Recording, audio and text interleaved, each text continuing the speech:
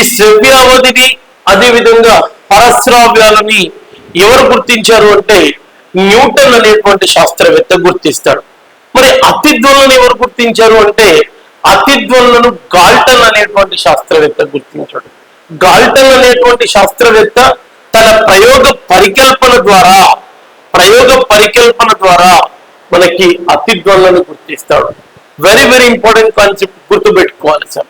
మరి పరశ్రావ్యముల యొక్క ధ్వనిపౌల పుణ్య అవధి అంటే మనం గుర్తుంచుకోవచ్చు సార్, 20 హెర్ట్జ్ కంటే తక్కువగా ఉంటుందని.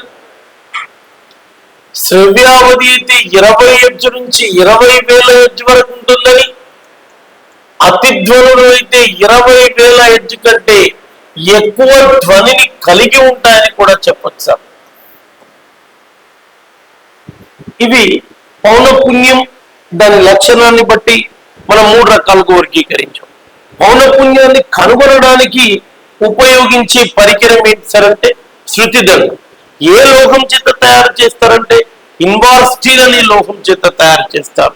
మరి ఇక్కడ మాస్టరు మీరు మాట్లాడుతున్నటువంటి క్రమంలో ఏం చెప్పారు మాస్టరు అంటే ఇక్కడ మీరు ఒకసారి గమనిస్తే ఈ అతిధ్వనులు అన్నారు సార్. మరి అతిధ్వనులు అనగానే వేగంగా వచ్చే ధ్వనులు అని చెప్పారు సార్. మరి కుక్క వింటుంది అన్నారు, నక్క వింటుంది అన్నారు, గబ్బిలము వింటుంది అన్నారు.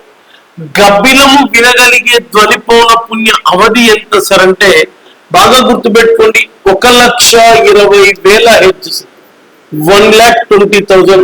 సింపుల్ గా 1,00,000 హెర్ట్జ్ అని గుర్తుపెట్టుకోండి సార్. గబ్బిలము వినగలిగే గరిష్ట ధ్వని పౌన పుణ్య అవధి 1,20,000 హెర్ట్జ్ ధ్వని పౌన పుణ్యాన్ని వినగలుగుతుంది. అదేవిధంగా కుక్క వినగలిగే ధ్వని పౌన పుణ్య అవధి ఎంత అంటే సార్ దాదాపుగా 50,000 హెర్ట్జ్ వరకు వినగలుగుతుంది సార్. 50,000 హెర్ట్జ్ వరకు వినగలుగుతుంది. Examination bit sir. గబ్బిలమేమో కొన్ని టెక్స్ట్ బుక్లలో 1,00,000 రాస్తాడు సార్, కొన్ని టెక్స్ట్ బుక్ లో 1,20,000 రాస్తాడు. ప్రాబ్లం ఏం లేదు సార్, కన్ఫ్యూజన్ అవ్వాల్సిన పని ఏం లేదు. 1,20,000 ఈజ్ ద రైట్ ఆన్సర్. అది లేదనుకోండి 1,00,000, 1,00,000 హెర్ట్జ్ అని గుర్తుంచుకోండి సార్. కన్ఫ్యూజ్ అవ్వాల్సిన పని ఎక్కడ కూడా లేదు సార్. అది క్లియర్లీ అండర్స్టాండ్ సార్? రైట్ మిత్రమా. మరి మనం గమనిస్తే మిత్రమా ఈ విధంగా వాటి యొక్క లక్షణాన్ని గుర్తించు. మరి ఈ అతిధ్వనులు నిత్య జీవితంలో, దైవానిక జీవితంలో అతిధ్వనుల ఉపయోగాలు చాలా ఉన్నాయి సార్. వైద్య శాస్త్రంలో కావచ్చు, రసాయనికంగా కావచ్చు, మానవుడి అవసరాల కోసం అతిధ్వనులను ఉపయోగించవచ్చు సార్. ఎక్కువగా చెప్పాలంటే అతిధ్వనుల యొక్క ముఖ్యమైనటువంటి ఉపయోగాలు మానవుడి కిడ్నీలలోని రాళ్లను తొలగించడానికి అల్ట్రాసానిక్ సౌండ్ టెస్ట్ ద్వారా తొలగించవచ్చు సార్. చెరువులోని చేప పిల్లలను ఆకర్షించడానికి అతిధ్వనులను ఉపయోగిస్తారు సార్. విరిగిన దంతాలను అతికించడానికి అతిధ్వనులను వాడతారు సార్. సోల్డరింగ్ విధానంలో అతిధ్వనులను వాడతారు సార్. ఫ్యాక్చరైజేషన్ ఆఫ్ మిల్క్, పాలు లేదా నీటిలోని బ్యాక్టీరియాను చంపడానికి కూడా అతిధ్వనులను వాడతారు సార్. పాలలో బ్యాక్టీరియా కావచ్చు, నీటిలో ఫ్యాక్చరైజేషన్ ఆఫ్ మిల్క్ అండ్ వాటర్ అంటాం. సో మరి ఈ అతిధ్వనుల యొక్క ఉపయోగాలు ఏ విధంగా ఉన్నాయో చూద్దాం సార్. దోమలు, ఎలుకలను తరిమి కొట్టడానికి ఈ అతిధ్వనులను వాడతాం సార్. తల్లి గర్భంలో ఎదుగుతున్నటువంటి శిశువు, ఇప్పుడే చెప్పాను sir, scanning ultrasonic sound system అంటాం. తల్లి గర్భంలో ఉన్నటువంటి శిశువు యొక్క ఎదుగుదలను సోనోగ్రఫీ అనే ప్రక్రియ ద్వారా తల్లి గర్భంలో ఉన్నటువంటి శిశువు యొక్క హృదయ స్పందనను తెలుసుకోవడానికి అతిధ్వనులను వాడతారు. మరియు సోనార్ అనేటువంటి వ్యవస్థ ద్వారా ఇక్కడ తల్లి గర్భంలో స్కానింగ్ ఈ విధంగా మనకు కనపడుతుంది సార్. అంటే లోపల బాబు లేదా శిశువు యొక్క ఎదుగుదలను గుర్తించడానికి సోనోగ్రఫిక్ టెస్ట్ లో కూడా వాడడం జరుగుతుంది. తల్లి గర్భంలో ఉన్న శిశువు యొక్క కదలికలను లేదా ఎదుగుదలను గుర్తించడానికి అతిధ్వనులను వాడతాం సార్. సముద్ర అంతర్భాగం యొక్క ఉనికిని సముద్రం యొక్క అంతర్భాగం యొక్క ఉనికిని గుర్తించడానికి సోనార్ అనేటువంటి పద్ధతిలో అతిధ్వనులను ఉపయోగించడం జరుగుతుంది. సముద్ర అంతర్భాగాల ఉనికిని గుర్తించడానికి ఉపయోగించే పద్ధతిని సోనార్ అంటాం. సోనార్ అంటే సౌండ్ నావిగేషన్ అండ్ రేంజింగ్ అంటాం. సౌండ్ నావిగేషన్ అండ్ రేంజింగ్ అంటాం. గుర్తుపెట్టుకోవాలి, చాలా చాలా ఇంపార్టెంట్ సార్. ఏం చేయొచ్చు? సముద్రాల లోతును, సముద్ర గర్భం యొక్క ఉనికిని తెలుసుకోవచ్చు. ఏ పద్ధతి ద్వారా తెలుసుకోవచ్చు అంటే సోనార్ అనేటువంటి ప్రక్రియ ద్వారా తెలుసు. లేదా మునిగిపోతున్నటువంటి నౌకలు, జలాంతర్గాముల ఉనికిని కూడా ఈ అల్ట్రాసానిక్ సౌండ్ ద్వారా తెలుసుకోవచ్చు. It is very very important sir. ఇప్పుడే చెప్పాను, కిడ్నీలలో స్టోన్స్ ని పగలగొట్టడానికి లేదా పారదోలడానికి ఉపయోగిస్తాం. ఇంతేకాక అతిధ్వనులు అనేవి విరిగిన దంతాలను అతికించడానికి కూడా వాడతాం. ఎలక్ట్రానిక్ పరికరాలను అతికించడానికి కూడా మనం అతిధ్వనులను వాడతాం. ఈ అతిధ్వనులు అనగానే బిగ్గరగా వచ్చేటువంటి ధ్వనులు, అధిక శక్తి కలిగినటువంటి ధ్వనులు అని చెప్పొచ్చు. వీటిని గాల్టన్ తన ప్రయోగ పరికల్పనలో కనుగొన్నాడు అని కూడా గుర్తించవచ్చండి. దీంట్లో ముఖ్యంగా అప్లికేషన్స్ నుంచి బిట్ వస్తుంది. చెరువులోని చేప పిల్లలను ఆకర్షించడానికి ఏ ధ్వనులను వాడతారనవచ్చు. కుక్క పిల్లలను లేదా దోమలను పారదోలడానికి ఏ ధ్వనులు అనొచ్చు. ఫ్యాక్చరైజేషన్ మిల్క్ విధానంలో ఏ ధ్వనులు అనవచ్చు. కిడ్నీలలోని రాళ్లను పగలగొట్టడానికి ఏ ధ్వనులు. సోనోగ్రఫిక్ విధానంలో గర్భస్థ శిశువు యొక్క హృదయ స్పందన తెలుసుకోవడానికి అనొచ్చు. లేకపోతే మునిగిపోతున్న నౌకల నిర్మాణాన్ని గుర్తించడానికి సోనార్ అనేటువంటి పద్ధతిని వాడడం జరుగుతుంది. ఇది పౌనపుణ్యంతో పాటుగా వాటి యొక్క లక్షణాలు, వాటి యొక్క విధానం, వాటి యొక్క అమరికలు ఏ విధంగా ఉంటాయో కూడా మనం క్లారిటీగా డిస్కస్ చేయొచ్చు సార్. నెక్స్ట్ పోతే మాస్టారు బాగా గమనించాలి మాస్టారు, ఇంకొక మంచి కాన్సెప్ట్ సార్, చాలా జాగ్రత్తగా వినాలి సార్. గాలిలో ధ్వని వేగం. నెక్స్ట్ కాన్సెప్ట్ వచ్చేసి గాలిలో ధ్వని వేగం. Velocity of sound in air sir. Velocity of sound.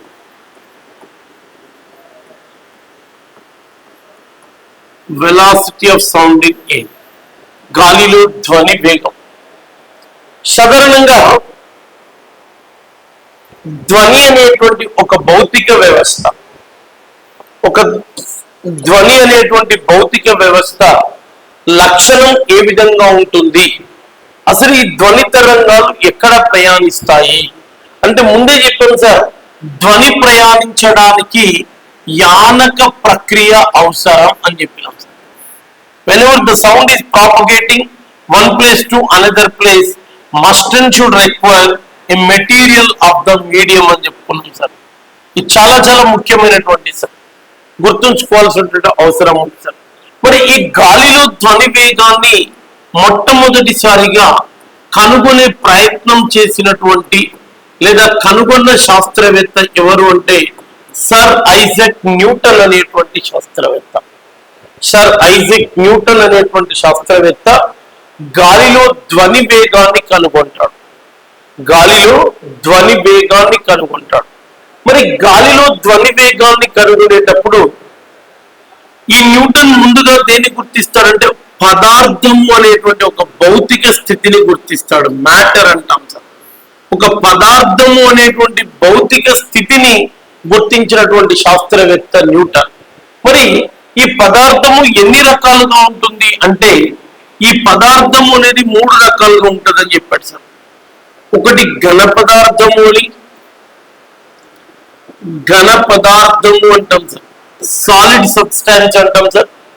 రెండోది వచ్చేసి ద్రవ పదార్థము అని చెప్తాం సార్, ద్రవ పదార్థం అని చెప్తాం సార్, ద్రవ పదార్థం. మూడోది వచ్చేసి వాయు పదార్థం, మూడోది వచ్చేసి వాయు పదార్థం.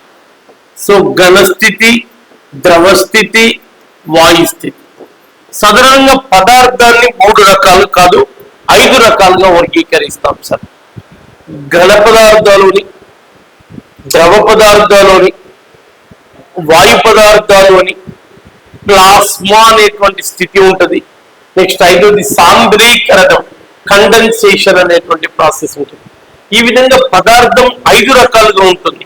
కానీ భౌతిక ధర్మాలు తెలిసినా, భౌతిక లక్షణాలు తెలిసినా పదార్థం అనేది ఎన్ని రకాలుగా వర్గీకరించాం సార్ అంటే కేవలం 3 రకాలుగా వర్గీకరించాం. ఘన పదార్థాలు అని, ద్రవ పదార్థాలు అని, వాయు పదార్థాలు అని వర్గీకరించడం జరిగింది. ముఖ్యంగా ఈ 3 పదార్థాల యొక్క లక్షణాలు మాత్రమే, భౌతిక అంశాలు మాత్రమే మనం తెలుసుకోవడం జరుగుతుంది. ముందుగా ఘన పదార్థాలు అంటే ఏ విధంగా ఉంటాయి, ఘన పదార్థాల యొక్క లక్షణం ఏ విధంగా ఉంటుందో గమనిద్దాం సార్.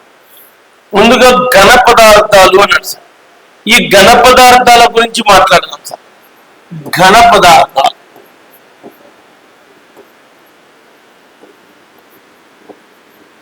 సాలిడ్ సబ్స్టాన్స్ అంటాం సార్ ఇంగ్లీష్ లో, సాలిడ్ సబ్స్టాన్స్ అంటాం. మరి వీటి యొక్క లక్షణం ఏ విధంగా ఉంటుందో చూద్దాం సార్. మరి ఘన పదార్థాలు సాధారణంగా ఘన పదార్థాలను కనుక గమనిస్తే ఘన పదార్థంలో అణువులు చాలా దగ్గరగా బంధించబడి ఉంటాయి. అంటే ఘన పదార్థంలో అణువులు అనేవి చాలా దగ్గరగా బంధించబడి ఖచ్చితమైనటువంటి నిర్మాణాన్ని, ఖచ్చితమైనటువంటి ఆకారాన్ని, ఖచ్చితమైనటువంటి పరిమాణాన్ని కలిగి ఉంటాయి. ఘన పదార్థంలో అణువులు చాలా దగ్గరగా బంధించబడి ఉంటాయి. ఘన పదార్థాలను దృఢ వస్తువులు అని పిలుస్తాం సార్. ఘన పదార్థాలను దృఢ వస్తువులు అని పిలుస్తాం సార్. రిజిడ్ సబ్స్టాన్సెస్ అంటాం. మరి ఘన పదార్థాల్లో అణువులు చాలా దగ్గరగా బంధించబడి ఉంటాయి. ఏ 2 అణువుల మధ్య ఖాళీ స్థలం ఉండదు అంటాం సార్. దీన్ని స్ఫటికీయ నిర్మాణం అని చెప్పడం జరుగుతుంది. ఘన పదార్థాల యొక్క ఆకారాన్ని స్ఫటికీయ ఆకారము అంటాం. ఎందుకు సార్ అంటే ఘన పదార్థంలో అణువులు బాగా దగ్గరగా బంధించబడి ఉంటాయి. ఘన పదార్థంలో అణువులు దగ్గరగా బంధించబడి ఉండడం వలనే ఘన పదార్థంలో అణువుల మధ్య ఆకర్షణ బలం ఎక్కువ. ఘన పదార్థంలో అణువుల మధ్య ఆకర్షణ బలం ఎక్కువ. అణువుల మధ్య ఆకర్షణ బలం పెరిగింది కాబట్టి ఘన పదార్థంలో అణువుల మధ్య ధ్వని వేగం కూడా ఎక్కువే. ధ్వని వేగం కూడా ఎక్కువే.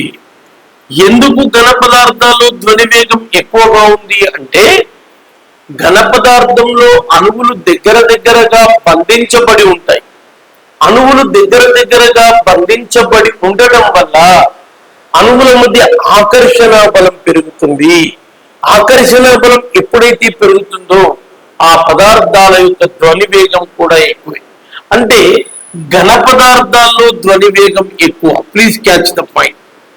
ఘన పదార్థాలలో ధ్వని వేగం ఎక్కువ. ధ్వని వేగం ఎక్కువ. మరి ఘన పదార్థాల్లో ధ్వని వేగాన్ని విఎస్ అంటాం. వెలాసిటీ ఆఫ్ సాలిడ్ అని పిలుస్తాం. VS is equal to √/y/ρ అని చెప్తాం సార్. y/ρ అంటాం. ఇక్కడ y అంటే ఏంటి సార్ అంటే ఎంగు గుణకము అని గుర్తుపెట్టుకోండి సార్. ఎంగు గుణకం. ఎంగు గుణకం. ρ అంటే సాంద్రత గుణకం. డెన్సిటీ కాన్స్టెంట్ అంట. సాంద్రత గుణకం. ఇది ఘన పదార్థాల్లో ధ్వని వేగానికి ఫార్ములా. సార్ రేపు ఎక్కడైనా మనకు ఒకవేళ ఎగ్జామినేషన్ లో కనపడితే ఘన పదార్థాల్లో ధ్వని వేగానికి ఫార్ములా ఏంటి అంటే బాగా గుర్తుపెట్టుకోండి sir. V S is equal to √/y/ρ అనేది గుర్తుపెట్టుకోండి. y అంటేనేమో ఎంగు గుణకం, ρ అంటే సాంద్రత గుణకం సార్. అంటే ఇప్పుడు ఘన పదార్థాల్లో అణువుల మధ్య ఆకర్షణ బలం పెరగడం వల్ల ఏమి పెరిగించారంటే ఘన పదార్థంలో ఘన పదార్థంలో ధ్వని వేగం ఎక్కువ అనేటువంటి అంశాన్ని గుర్తించడం జరిగింది సార్. ఇక రెండోది చూద్దాం సార్, ద్రవ పదార్థాలు సార్. మరి ద్రవ పదార్థాలు ఏ విధంగా ఉంటాయి సార్ అంటే, ఈ ద్రవ పదార్థాలకు ఖచ్చితమైన ఆకార పరిమాణాలు ఉండవు. ఘన పదార్థానికైతే ఖచ్చితమైనటువంటి ఆకారం ఉంటుంది సార్, ఖచ్చితమైనటువంటి పరిమాణం కూడా ఉంటుంది సార్. ఘన పదార్థాలకి ఖచ్చితమైన ఆకార పరిమాణాలు ఉంటాయి. కానీ ద్రవ పదార్థాలకు వచ్చేసరికి వీటి యొక్క ఆకారం అనేది పాత్ర మీద ఆధారపడుతుంది సార్. వీటి యొక్క ఆకారం అనేది ఎక్కడ ఆధారపడుతుందంటే పాత్ర యొక్క లక్షణం మీద ఆధారపడుతుంది. ద్రవ పదార్థాలకు ఖచ్చితమైన ఆకార పరిమాణాలు ఉండవు, పాత్ర ఆకారాన్ని పోలి ఉంటాయి. గ్లాస్ లో పోస్తే సిలిండర్ లా ఉంటాయి, ప్లేట్లో పోస్తే సర్క్యులర్ షేప్ లో ఉంటాయి, టబ్ లో పోస్తే రెక్టాంగులర్ షేప్ లో ఉంటాయి. అందుకే ద్రవ పదార్థాలు బాగా గమనించండి సార్, ద్రవ పదార్థాలు ఏవైతే ఉన్నాయో ద్రవ పదార్థాలకు ఖచ్చితమైన ఆకార పరిమాణాలు ఉండవు. మరి ద్రవ పదార్థంలో అణువుల మధ్య ఖాళీ స్థలం ఉంటుంది. ఈ విధంగా ద్రవ పదార్థంలో అణువుల మధ్య ఖాళీ స్థలం అనేది ఖచ్చితంగా మనకు కనపడుతుంది సార్. మరి ద్రవాణువుల మధ్య ఖాళీ స్థలం ఉండడం వల్ల ఏం జరుగుతుంది సార్ అంటే, ద్రవ పదార్థంలో అణువుల మధ్య ఖాళీ స్థలం ఉండడం వల్ల ఆకర్షణ బలం అనేది తగ్గుతుంది సార్. అణువుల మధ్య ఆకర్షణ బలం తక్కువగా ఉంటుంది. అణువుల మధ్య ఆకర్షణ బలం తక్కువగా ఉండడం వల్ల ద్రవ పదార్థాల్లో ధ్వని వేగం తక్కువ అని చెప్పచ్చు. ఎవరితో పోల్చినప్పుడు మాస్టర్? ఘన పదార్థాలతో పోల్చినప్పుడు ద్రవ పదార్థాల్లో ధ్వని వేగం తక్కువ. కారణం ఏంటంటే ద్రవ అణువులు తమలో తాము తాడనం చెందుతూ పాత్ర గోడల మీద తాడనం చేస్తాయి. అంతేకాక ఘన పదార్థాల వలె దృఢమైన వస్తువు కాదు కాబట్టి ద్రవ పదార్థాల్లో ఆకర్షణ బలం తక్కువగా ఉంటుంది. ఆకర్షణ బలం తగ్గింది అంటే వికర్షణ బలం పెరుగుతున్నట్టు, అంటే ధ్వని వేగం కూడా ఏమవుతున్నట్టు తగ్గుతుంది. అంటే అణువుల మధ్య ఆకర్షణ బలం తగ్గడం వల్ల ద్రవ అణువుల మధ్య ధ్వని వేగం కూడా తక్కువే. ద్రవ అణువుల మధ్య ధ్వని వేగం తక్కువే. It is very very important అండి. అదే ఘన పదార్థంలో అణువులు దగ్గరగా. ఓకే, మరి ఘన పదార్థాల తర్వాత ద్రవ పదార్థాలు అని చెప్పాం. మరి ద్రవ పదార్థాల యొక్క ధ్వని వేగాన్ని గురించి మాట్లాడేటప్పుడు ద్రవ పదార్థంలో అణువుల మధ్య ఖాళీ స్థలము ఎక్కువగా ఉంటుంది. అణువుల మధ్య ఖాళీ స్థలము ఎక్కువగా ఉంది కాబట్టి ఆకర్షణ బలం తగ్గుతుంది. ఘన పదార్థాల వలె అణువులు దగ్గరగా ఉండవు, ఖచ్చితమైన ఆకార పరిమాణాలు ఉండవు.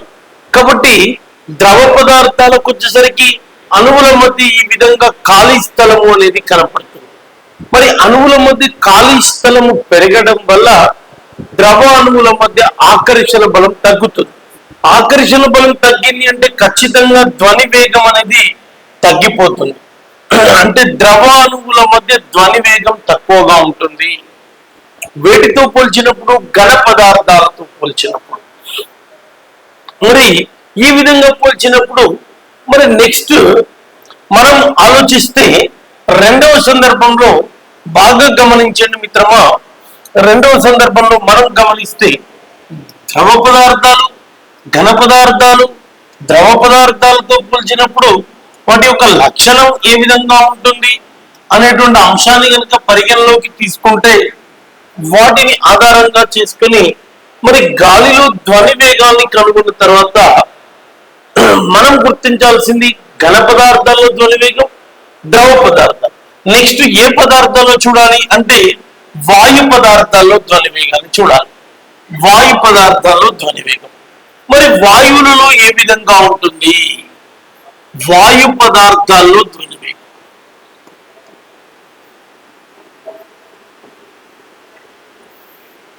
మరి వాయు పదార్థాల్లో ధ్వని వేగాన్ని కనుక గమనిస్తున్నట్లయితే వాయువుల యొక్క లక్షణం ఏ విధంగా ఉంటుంది అంటే ఘన ద్రవ పదార్థాల వలె ఖచ్చితమైన ఆకార పరిమాణాలు ఉండవు. ఖచ్చితమైనటువంటి ఆకారం ఉండదు, ఖచ్చితమైనటువంటి పరిమాణం కూడా ఉండదు. మరి అణువుల మధ్య ఖాళీ స్థలం చాలా చాలా ఎక్కువగా ఉంటుంది.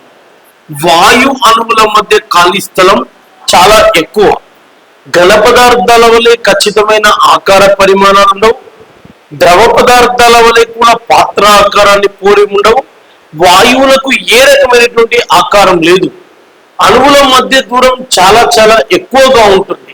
కాబట్టి అణువుల మధ్య దూరం చాలా ఎక్కువగా ఉంది కాబట్టి వాయు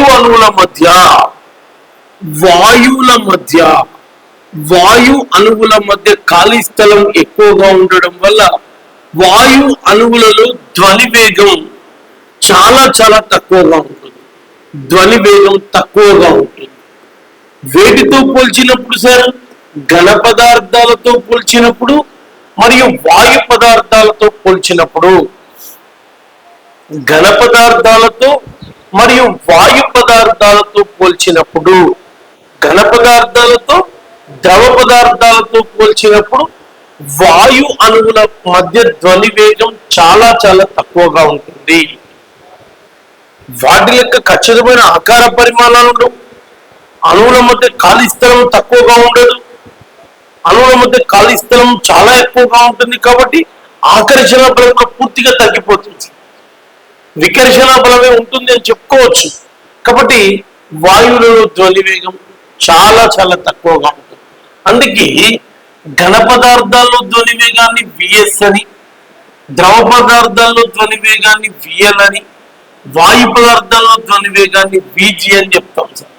విఎస్ అంటే వెలాసిటీ ఆఫ్ సాలిడ్ అని, విఎల్ అంటే వెలాసిటీ ఆఫ్ లిక్విడ్ అని, విజి అంటే వెలాసిటీ ఆఫ్ గ్యాసెస్ అంటాం. మరి ఈ ఘన ద్రవ వాయు పదార్థాల ఆధారంగా మరి వీటి యొక్క క్రమాన్ని ఏ విధంగా నిర్వహించవచ్చు అంటే VS greater than VL greater than విజిగా చెప్పొచ్చు. VS greater than VL greater than VG. ఘన ద్రవ వాయు పదార్థాలను ఆధారంగా చేసుకొని పదార్థంలోని 3 స్థితులలో ధ్వని వేగాన్ని నిర్ణయించవచ్చు. అంటే ఘన పదార్థాల్లో ధ్వని వేగం ఎక్కువగా ఉంటుంది. వేటితో పోల్చినప్పుడు అంటే వాయు పదార్థాలతో మరియు ద్రవ పదార్థాలతో పోల్చినప్పుడు. ద్రవ పదార్థాలతో వాయు పదార్థాలతో పోల్చినప్పుడు, ద్రవ పదార్థాలతో వాయు పదార్థాలతో పోల్చినప్పుడు ఘన పదార్థాల్లో ధ్వని వేగం చాలా ఎక్కువగా ఉంటుంది. ఘన పదార్థాల్లో ధ్వని వేగాన్ని విఎస్ మనం ఏ ఫార్ములా రాసామంటే విఎస్ √y/ρ అని చెప్పడం జరిగింది సార్. వై అంటే ఎంగు గుణకము అని చెప్పుకోవడం జరిగింది సార్. అదే విధంగా ద్రవ పదార్థాల్లో ధ్వని వేగాన్ని కనుక చెప్పుకోవాలంటే k/ρ అని చెప్పొచ్చండి. దృఢతా గుణకము అని చెప్పొచ్చు సార్. అదే విధంగా విఎల్ √e/ρ అని చెప్పొచ్చు సార్. ఈ అంటే స్థితిస్థాపక గుణకము అని చెప్పొచ్చు సార్. అంటే పదార్థంలో అణువుల అమరికను బట్టి ధ్వని వేగము అనేది ఆధారపడి ఉంటుంది. వేరు వేరు పదార్థాలకు వేరు వేరు ధ్వని వేగాలు ఉంటాయని గమనించాలి. ఘన పదార్థాల్లో ధ్వని వేగాలు వేరే ఉంటాయి, వాయు పదార్థాల్లో ధ్వని వేగాల క్రమాలు వేరే ఉంటాయి, ద్రవ పదార్థాల్లో ధ్వని వేగాల క్రమాలు కూడా వేరువేరుగా ఉంటాయి. అంటే పదార్థం యొక్క అణువుల అమరికను బట్టి, పదార్థంలో ఉండే అణువుల అమరికను బట్టి ధ్వని వేగం ఆధారపడుతుంది అని చెప్పచ్చు. అంటే అణువుల యొక్క లక్షణాన్ని బట్టి, అందులో పదార్థంలో ఉండేటువంటి అణువుల యొక్క లక్షణాన్ని బట్టి మనం ఆ పదార్థం యొక్క ధ్వని వేగాన్ని గుర్తించవచ్చు అని చెప్పొచ్చు.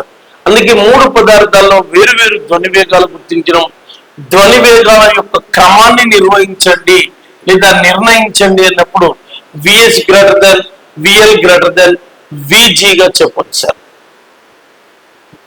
It is very very important between competitive exams. మరి ఈ వేరు వేరు పదార్థాల్లో ధ్వని వేగాలు వేరువేరుగా ఉన్నప్పుడు న్యూటన్ వివరణ ప్రకారం గాలిలో ధ్వని వేగాన్ని కనుగొన్నటువంటి న్యూటన్ వివరణ ప్రకారం లేదా న్యూటన్ ఆలోచన ప్రకారం గాలిలో ధ్వని వేగం ఎంత ఉంటుంది సార్ అంటే గాలిలో ధ్వని వేగం 330 మీటర్ పర్ సెకండ్ ఉంటుంది. 3 పదార్థం యొక్క స్థితులను బట్టి ఘన ద్రవ వాయు స్థితులను బట్టి న్యూటన్ ఇచ్చిన వివరణ ప్రకారంగా గాలిలో ధ్వని వేగం ఎంత అంటే 330 మీటర్ పర్ సెకండ్ గా ఉంటుంది. It is very very important అనేటువంటి అంశాన్ని గుర్తుపెట్టుకోండి. ఇదే వాల్యూ మాస్టరు కొన్ని టెక్స్ట్ బుక్లలో 331 కూడా ఉంటుంది సార్. 331 ఉంటే ఇదేదో రాంగ్ అనేటువంటి అంశం మాత్రం వద్దు సార్.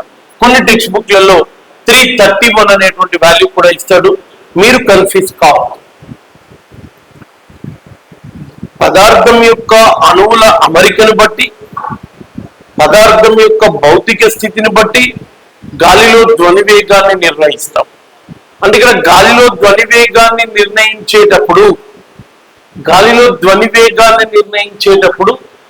3 పదార్థాలను దృష్టిలో ఉంచుకొని గాలిలో ధ్వని వేగం ఎంత అంటే 330 మీటర్ పర్ సెకండ్ అని చెప్పినాం, లేదా 331 మీటర్ పర్ సెకండ్ అని చెప్పినాం. కొన్ని సందర్భాలలో 20 డిగ్రీ సెంటీగ్రేడ్ వద్ద 20 డిగ్రీ సెంటీగ్రేడ్ వద్ద గాలిలో ధ్వని వేగం ఎంత అంటే 20 డిగ్రీ సెంటీగ్రేడ్ వద్ద గాలిలో ధ్వని వేగం ఎంత అని కనపడితే ఎప్పుడైనా గుర్తుపెట్టుకోండి సార్, 342 మీటర్ పర్ సెకండ్ లేదా 340 మీటర్ పర్ సెకండ్ ఉంటుంది సార్. పదార్థం యొక్క భౌతిక స్థితిని బట్టి అణువుల అమరికను బట్టి 20 డిగ్రీ సెంటీగ్రేడ్ వద్ద గాలిలో ధ్వని వేగం ఎంత అంటే 342 ఆర్ 340 మీటర్ పర్ సెకండ్ గా గుర్తించవచ్చు సార్. అంటే పదార్థం యొక్క లక్షణాన్ని బట్టి ధ్వని వేగాలు నిర్వహించవచ్చు.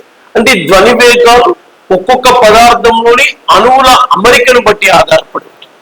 మరి వేరు వేరు పదార్థాల్లో వేరు వేరు ధ్వని వేగాలు ఏ విధంగా ఉన్నాయి అనేటువంటి అంశాలను చూద్దాం సార్. వివిధ యానకాల్లో ధ్వని వేగాలు అని చెప్పినాం సార్. మీరు గమనిస్తున్నట్లయితే మాస్టారు గాలిలో ధ్వని వేగం అన్నాను సార్. బాగా గమనించండి సార్. గాలిలో ధ్వని వేగం 0 డిగ్రీ సెంటీగ్రేడ్ వద్ద ఎంత ఉంటుంది సార్ అంటే 330 మీటర్ పర్ సెకండ్ అని చెప్పాం, లేకపోతే 330 మీటర్ పర్ సెకండ్ కూడా ఉంటుంది సార్. గుర్తుంచుకోండి sir, very very important sir. 330 or 331 metre per second. మరి నీటిలో ధ్వని వేగం 0 డిగ్రీ సెంటీగ్రేడ్ వద్ద నీటిలో ధ్వని వేగం ఎంత ఉంటుంది అంటే 1402 ఉంటుంది సార్, 1402 ఉంటుంది. సో ఇది కొన్ని పుస్తకాలలో 1435 అని కూడా ఉంటుంది, కన్ఫ్యూజ్ కావద్దు సార్. 1435 మీటర్ పర్ సెకండ్ అనేటువంటి ధ్వని వేగం కూడా ఉంటుంది. సముద్రపు నీరు అంటే సాల్ట్ సీ వాటర్ కదండి, సాల్టీ నేచర్ లో ఉన్నప్పుడు అని గుర్తుపెట్టుకోండి. సాల్ట్ సమ్మేళనంగా ఉన్నప్పుడు 1522 మీటర్ పర్ సెకండ్ అని గుర్తుపెట్టుకోండి. 1522 మీటర్ పర్ సెకండ్ అని గుర్తుపెట్టుకోవాలి. అదేవిధంగా ఇక్కడ ఇంకొక బిట్ చెప్తాను సార్, గుర్తుపెట్టుకోండి సార్. 37 డిగ్రీ సెంటీగ్రేడ్ వద్ద మానవుని రక్తంలో ధ్వని వేగం ఎంత అంటాడు సార్. 37 డిగ్రీ సెంటీగ్రేడ్ వద్ద మానవుని రక్తంలో ధ్వని వేగం ఎంత అంటే 1570 మీటర్ పర్ సెకండ్ ఉంటుంది. గుర్తుపెట్టుకోండి, very very important bit sir. 1570 37 degree centigrade వద్ద మానవుని రక్తంలో ధ్వని వేగం అనేది గుర్తుంచుకోవాల్సినటువంటి బిట్ సార్. అల్యూమినియంలో ధ్వని వేగం ఎంత అంటే 6420 metre per second sir. Graphite లో అయితే 6000 metre per second sir. Hydrogen వాయువులో ధ్వని వేగం అన్నాడు అంటే గుర్తుపెట్టుకోండి సార్, హైడ్రోజన్ అనగానే న్యూట్రాన్లు లేనటువంటి మూలకం సార్. న్యూట్రాన్లు లేనటువంటి మూలకం ఏది అన్నాడు అనుకోండి, న్యూట్రాన్లు లేని ఏకైక మూలకం ఏదైనా ఉంది అంటే అది హైడ్రోజన్ అని గుర్తుపెట్టుకోండి. హైడ్రోజన్ అనే మూలకాన్ని హెన్రీ క్యావెండిష్ అనేటువంటి శాస్త్రవేత్త కనుగొనడం జరిగింది, గుర్తుపెట్టుకోవాలి. ఈ హైడ్రోజన్ కి పరమాణు సంఖ్య ఒకటే ఉంటుంది మాస్టారు, పరమాణు ద్రవ్యరాశి కూడా ఒకటే ఉంటుంది మాస్టర్. ఒకే పరమాణు సంఖ్య, ఒకే పరమాణు భారం కలిగిన మూలకం ఏదైనా ఉంది అంటే అది హైడ్రోజన్ అనేటువంటి మూలకం. గుర్తుపెట్టుకోండి సార్. హైడ్రోజన్ లో ధ్వని వేగం ఎంత ఉంటది అంటే ఇక్కడ 1284 ఇచ్చాను సార్. 1200 దగ్గర నుంచి ఉంటుంది సార్. 1200 మీటర్ పర్ సెకండ్ దగ్గర నుంచి 1284 మీటర్ పర్ సెకండ్ వరకు ఉంటది. గుర్తుపెట్టుకోవాలి సార్. హీలియం వాయువు అన్నాడు సార్. హీలియం అంటే గుర్తుంచుకోవాల్సినటువంటి అవసరం ఉంది సార్. హీలియం అంటే హెచ్ఈ అంటాం sir. It is very very important sir. దీన్ని జడ వాయువు అని కూడా పిలుస్తాం సార్. హీలియం వాయువుని జడ వాయువు అని కూడా పిలవడం జరుగుతుంది సార్. 965 మీటర్ పర్ సెకండ్ అంటాం సార్. 965 మీటర్ పర్ సెకండ్ అని చెప్తాం సార్. స్టీలులో ధ్వని వేగం ఎంత ఉంటుందంటే 5941 ఉంటుంది సార్. కొన్ని పుస్తకాలలో ఇది 5500 మీటర్ పర్ సెకండ్ ఉంటుంది. Both are be correct sir. Confuse కావద్దండి. రబ్బర్ లో ధ్వని వేగం ఎంత ఉంటుంది అంటే 54 to 60 వరకు ఉంటుంది సార్. 60 కూడా ఉండొచ్చు. కన్ఫ్యూజ్ కావద్దు సార్. రాగి కాపర్ లో ధ్వని వేగం ఎంత అని ఎక్కడన్నా కనపడితే బాగా గుర్తుపెట్టుకోండి సార్. 3560. అంటే పదార్థం యొక్క భౌతిక స్థితిని బట్టి, పదార్థం యొక్క లక్షణాన్ని బట్టి, పదార్థంలో ఉండే అణువుల అమరికను బట్టి వివిధ పదార్థాల్లో ధ్వని వేగాలు గుర్తించడం సార్. వేరు వేరు యానక వ్యవస్థలలో, వేరు వేరు యానక పదార్థాలలో ఆ ధ్వని వేగాలను గుర్తించే క్రమంలో పదార్థం యొక్క అణువుల అమరికను బట్టి ధ్వని వేగాలు ఆధారపడతాయి. మరి గాలిలో ధ్వని వేగాన్ని కనుగొన్నటువంటి శాస్త్రవేత్త న్యూటన్. మరి ఈ న్యూటన్ గాలిలో ధ్వని వేగాన్ని కనుగొనేటప్పుడు న్యూటన్ లాప్లాస్ సమీకరణాన్ని కూడా గుర్తిస్తాడు. మరి ఈ న్యూటన్ లాప్లాస్ సమీకరణం ఏం చెప్పింది ఇక్కడ అంటే, న్యూటన్ లాప్లాస్ సమీకరణం ఏం చెప్పింది అంటే గాలిలో ధ్వని వేగాన్ని న్యూటన్ కనుగొన్నప్పుడు ఈ న్యూటన్ లాప్లాస్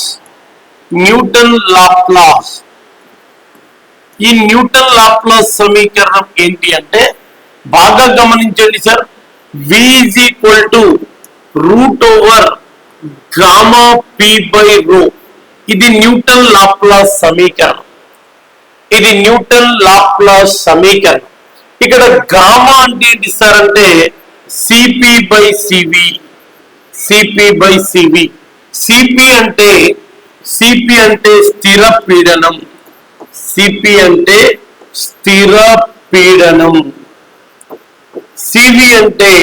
స్థిర ఘన పరిమాణం.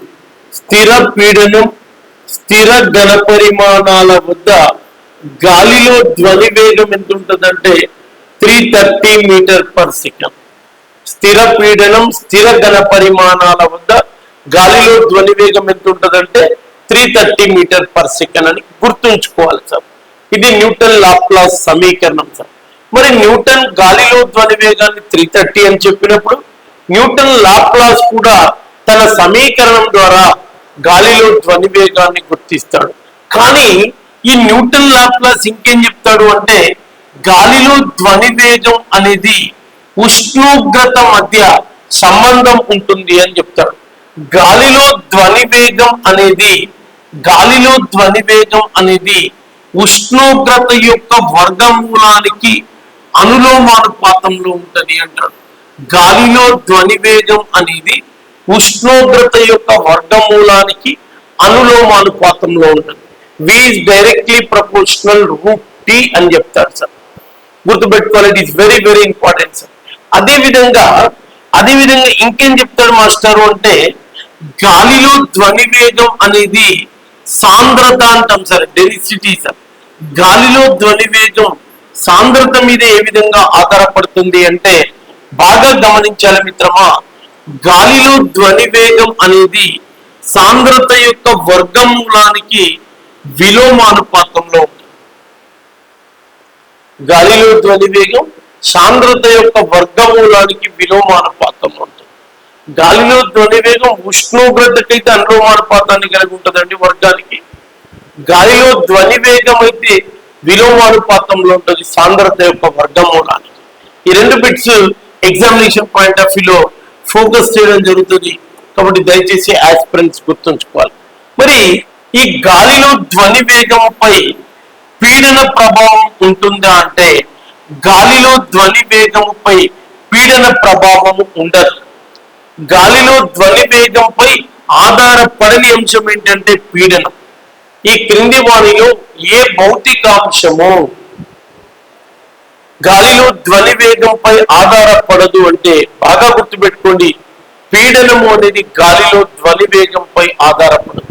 The pressure coefficient does not depends upon velocity of sound అని బాగా గుర్తుపెట్టుకోవాలి. పీడనం అనేది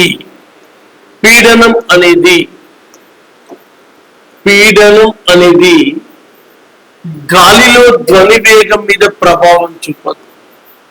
గాలిలో ధ్వని వేగంపై ప్రభావం చూపదు.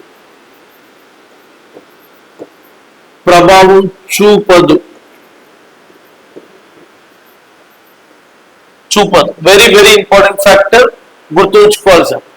గాలిలో ధ్వని వేగంపై ఆధారపడని భౌతిక రాశి ప్రెజర్, పీడనం గుర్తుంచుకోవాలి సార్, వెరీ వెరీ ఇంపార్టెంట్. మరి ఈ న్యూటన్ లాప్లాస్ సమీకరణం ఏంటంటే V √Γ ρ అంటే ఏంటిదంటే సాంద్రత గుణకం అని గుర్తుపెట్టుకోవాలి. ఉష్ణోగ్రతకి వర్గానికి అనులోమానుపాతంలో ఉంటుంది, సాంద్రత యొక్క వర్గమూలానికి అయితే విలోమానుపాతం. అంటే ఈ భౌతిక అంశాలను ఆధారంగా చేసుకునే గాలిలో ధ్వని వేగాన్ని గుర్తించడం జరిగింది. అంటే వేరు వేరు యానకాల్లో వేరు వేరు ధ్వని వేగాలు ఉంటాయని మనం చెప్పుకోవడం జరిగింది సార్. అంటే పదార్థం యొక్క లక్షణాన్ని బట్టి పదార్థం యొక్క విధానాన్ని బట్టి చెప్పుకోవడం జరిగింది. మరి గాలిలో ధ్వని వేగం మీద పీడన ప్రభావం ఉండదు అని చెప్పినాం కదా సార్. అసలు పీడనము అంటే ఏంటి sir? What is meant by pressure అంటాం సార్. పీడనము అంటే బాగా గుర్తుపెట్టుకోండి సార్, పీడనాన్ని ఏ విధంగా నిర్వచిస్తారు సార్ అంటే ఇది ఒక పాత్ర సార్. ఇక్కడ ఒక పాత్రలో కొంత ద్రవాన్ని తీసుకున్నాం సార్. ఈ పాత్రను పూర్తిగా నీటితో నింపడం జరిగింది మాస్టర్. ఈ పాత్రను పూర్తిగా ఈ విధంగా నీటితో నింపడం అనేది జరిగింది మాస్టర్.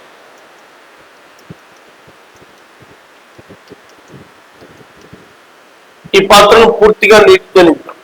ఈ పాత్ర మీద కొంత ఒత్తిడిని కలగచేద్దాం మాస్టర్. ఈ పాత్ర మీద కొంత ఒత్తిడిని కలగచేద్దాం అంటే నిర్దిష్ట ఘన పరిమాణముపై, నిర్దిష్ట ఘన పదార్థంపై, నిర్దిష్ట సమ్మేళనంపై కలుగచేయు ఒత్తిడి ప్రభావాన్ని పీడనం అంటాం.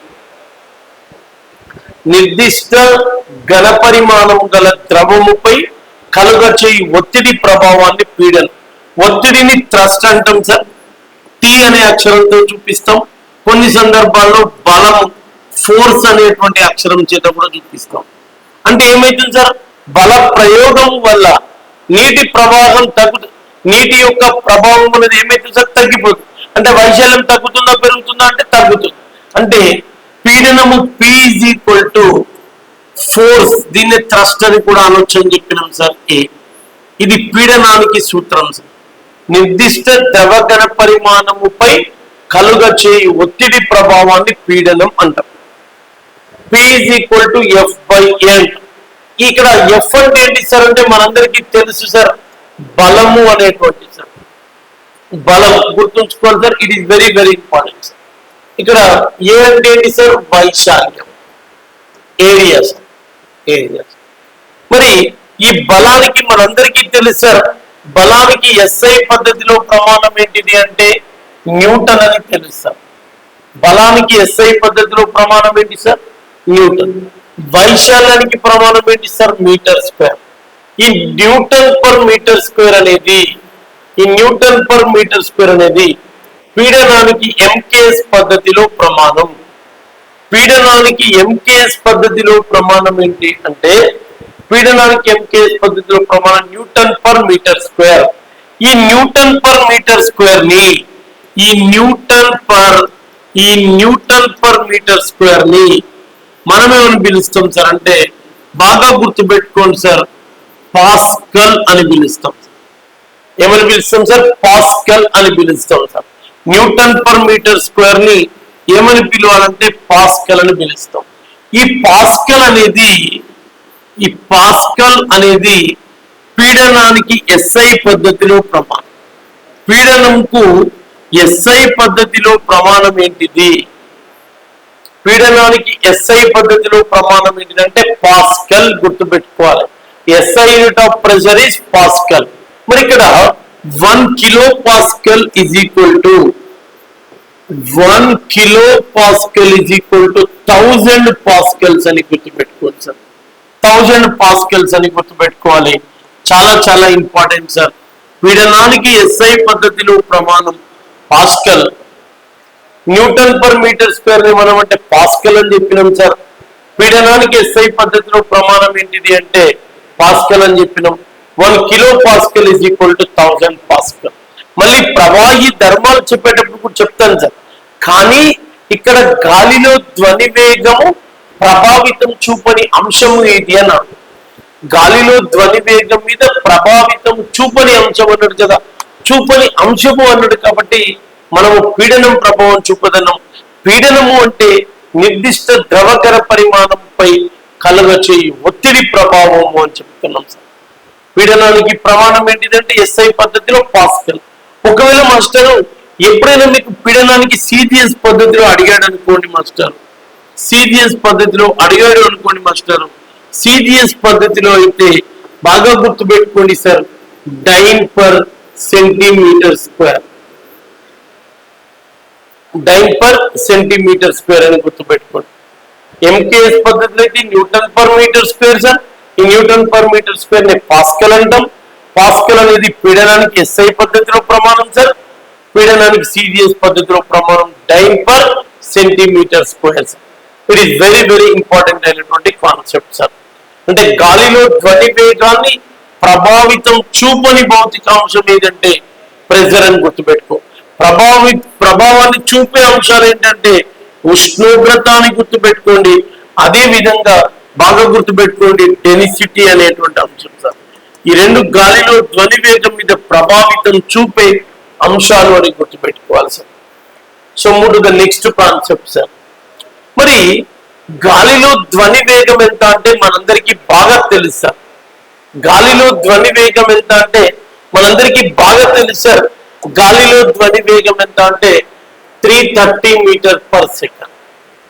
330 మీటర్ పర్ సెకండ్.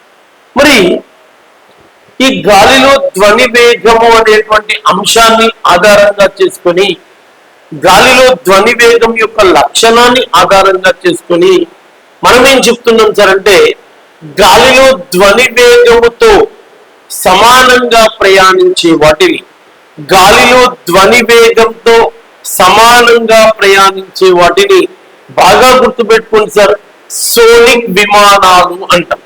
గాలిలో అంటే 330 మీటర్ పర్ సెకండ్ వేగంతో ప్రయాణించే వాటన్నిటినీ కూడా సోనిక్ విమానాలు అని చెప్పాలి. బాగా గుర్తుపెట్టుకోవాలి. గాలిలో ధ్వని వేగంతో సమానంగా ప్రయాణించే వాటిని సోనిక్ విమానాలు అంటాం. ఇక్కడ కనపడతాం సార్ మనకి సోనిక్ విమానం. ఒకవేళ గాలిలో ధ్వని వేగము కంటే తక్కువ వేగంతో ప్రయాణించే వాటిని సబ్సానిక్ విమానాలు అంటాం. It is very very important sir.